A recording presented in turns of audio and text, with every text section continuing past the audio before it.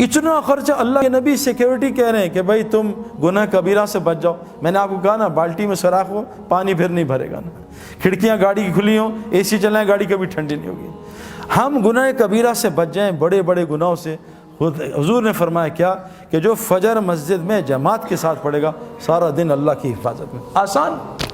عجیب حدیث سناؤں آپ کو, جب سے میں نے یہ عربوں کو دیکھا ہے نا, جو فجر اور مغرب کے بعد بغیر کسی سے بات چیت کیے وہیں بیٹھ کے 10 دفعہ چوتھا کلمہ پڑھ لے, 10 نیکیاں, 10 گناہ معاف, 10 اس کے درجے جنت میں بلند, اور اس دن اللہ اس کا شیطان سے پہرا لگا دیں گے. اس دن شرک کے علاوہ اسے کوئی گناہ ہلاک نہیں کرے گا.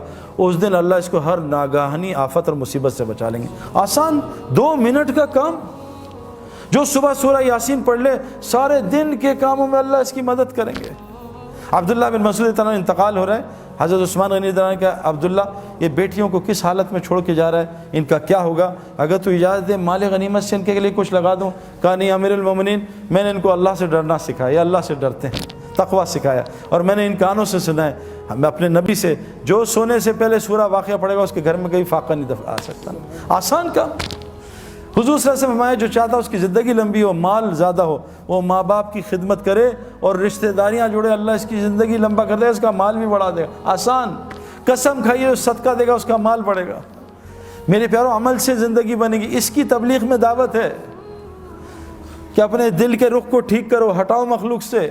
مخلوق اللہ کی بغیر مرضی کچھ نہیں کر سکتی, اور اپنے پورے جسم کے عمل کو نبی کی اتباع پہ لاؤ. اللہ وہ زندگی دیں گے جو جنتی کو ہوگی. یہاں ایپیٹائزر ہوگا, جنت میں مین کورس ہوگا. اس کی ساری محنت ہے تبلیغ کی.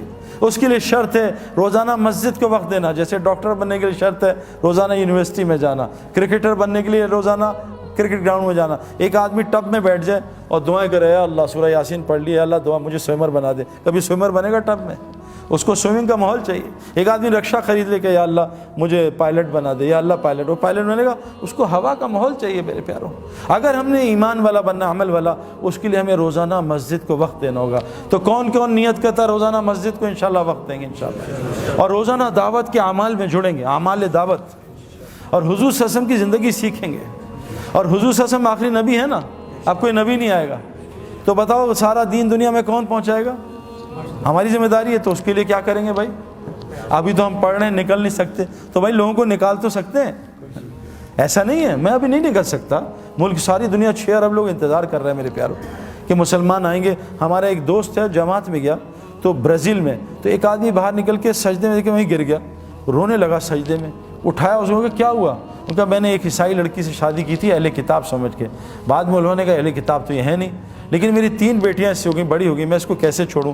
میں نے اس سے کہا مسلمان ہو. اس سے کہا تجھے 10 سال دیتی ہوں, مجھے مسلمان اسلام دکھا دے, میں اپنا مذہب چھوڑتی ہوں. 10 سال تک نہ میرے اندر اسلام نہ یہاں اسلام. میں کیا کرتا. آج میں جا رہا تھا, آج تاریخ ختم ہو رہی تھی, آج میں چرچ میں جا رہا تھا عیسائی بننے. اللہ تمہاری جماعت کو نہ بھیجتا, میرا اسلام آج ختم تھا. 6 ارب لوگ اسلام چھوڑ رہے ہیں میری آپ کی وجہ سے. میرے پیاروں گھر میں ہم نے 100 آدمی کو بلایا, 50 آئے, نہیں آئے 50 آئے, ان کو کھانا کھلا دیا, باقی سڑا دیا کہ یار بس پھینک دو کچرے میں. اور باہر 50 آدمی بھوکے کھڑے ہیں, 3 دن کے بھوکے ہیں, ان کو کھانا نہیں دیا. لوگ ہمیں ظالم نہیں کہیں گے. ہمارے پاس کلمہ ہے, وہ 6 ارب بغیر کلمے کے نہ اپنا بس تھوڑا بہت کلمے پہ چلے, نماز پڑھ کے بس, اور ان کو کلمے سے محروم کیا ہے. اللہ کبھی بھی ظالموں کے ساتھ نہیں ہوتا, اللہ مظلوم کے ساتھ ہوتا ہے چاہے وہ مسلمان نہ بھی ہو.